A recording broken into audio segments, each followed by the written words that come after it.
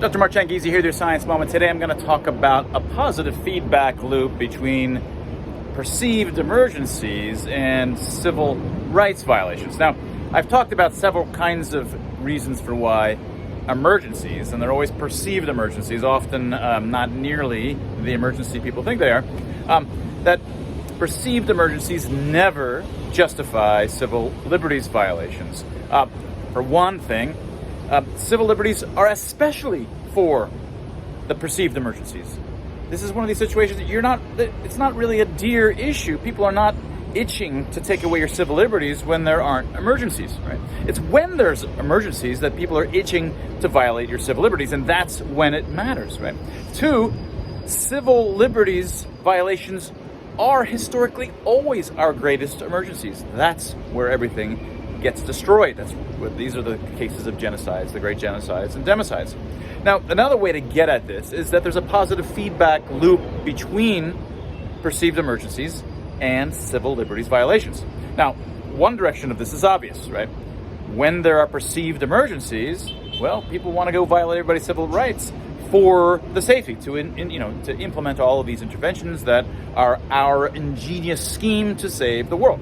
Right, and that involves usually treating us like SimCity simulations where we just tell everybody to do this and that and do as we say to save everybody. All right? So the direction from perceived emergency to civil liberties violations is obvious. But the other way around also occurs, and occurs strongly. When there are civil liberties violations, invariably they perturb the local optimality that society has found itself in through cultural and societal evolution over time. No designer figured out that was a pretty good, semi-optimal spot, but over time it's settled into a semi-optimal spot.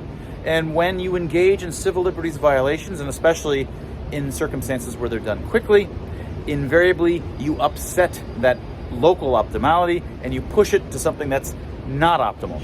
Suddenly you've got massive economic harms, suddenly you have excess deaths, suddenly you have all of these harms across society, and that is an emergency, right?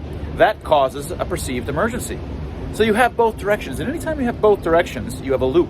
And when you have a loop, you have a positive feedback loop. This is a positive feedback loop. Perceived emergencies cause civil liberties violations, which in turn tend to create more emergencies, more perceived emergencies, which justify more civil liberties violations. Setting things up such that you have a positive feedback loop between two things is never good. Right? We've talked about this in some other cases as well, including censorship of non-consensus voices, for example, leads to a positive feedback loop. Or even 51% of the population that agrees with something will invariably push it in the long run to a full groupthink. Right? You do not want to encourage positive feedback loops. Right? And we saw this in COVID. More and more evidence is coming out that many of the excess deaths, in fact, the original first massive March and April spike in 2020 was almost entirely iatrogenic. That means it wasn't due per se to the pandemic, which had already been floating around the fall of 2019 and the early winter, or late winter, January and February of 2020, with no signs of excess deaths until it was announced that there was a pandemic and it was an emergency and we had to do lockdowns and we had to do shutdowns and we had to completely modify the way that standard medicine and standard practice occurred. Suddenly, there was a huge spikes all over the world in terms of deaths. These were iatrogenic. That is, they are the fault of the medical system and changes in the medical system which are encouraging or hurrying or are now suboptimal, and you're getting many more excess deaths than you otherwise would, right? And we saw this all over the world in terms of the impacts of the developing world. And invariably, most of these articles would say these are, bitter and awful consequences of the pandemic. No, they weren't consequences of the pandemic. They were consequences of the panicked, irrational, narrowly ineffective, civil liberties violating interventions that caused those things, were then attributed and added to the perceived emergency, which only justified more civil liberties violations. Right? We saw it in action. Perceived emergencies should never justify civil liberties violations. Okay? And we've seen that, at least in 3 distinct kinds of ways. Again, let's just cover it one more time. Civil liberties are especially for the perceived emergencies. That's when they matter most. That's when everybody's after your civil liberties, after your shit, right? Because they need it to defend themselves and defend all of us. It's for everybody's good. That's when they come out and come after you. Two,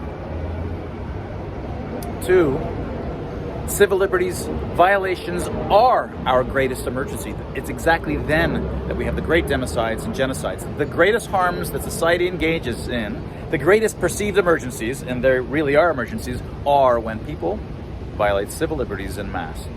And 3, when perceived emergencies are allowed to justify civil liberties violations, you set up a positive feedback loop, because one leads to the other, which leads back to the first, right? Perceived emergencies cause civil liberties violations, which in turn create more emergencies. And so it's a positive feedback loop, which leads to only badness. Right? That was your science moment. If you're interested in things along these lines, come give us support at the freex.group, Free Expression Institute, which studies freedom, free expression, and the kinds of complex emergent dynamics that you need to understand the kinds of forces that you've been experiencing for the last 3 years.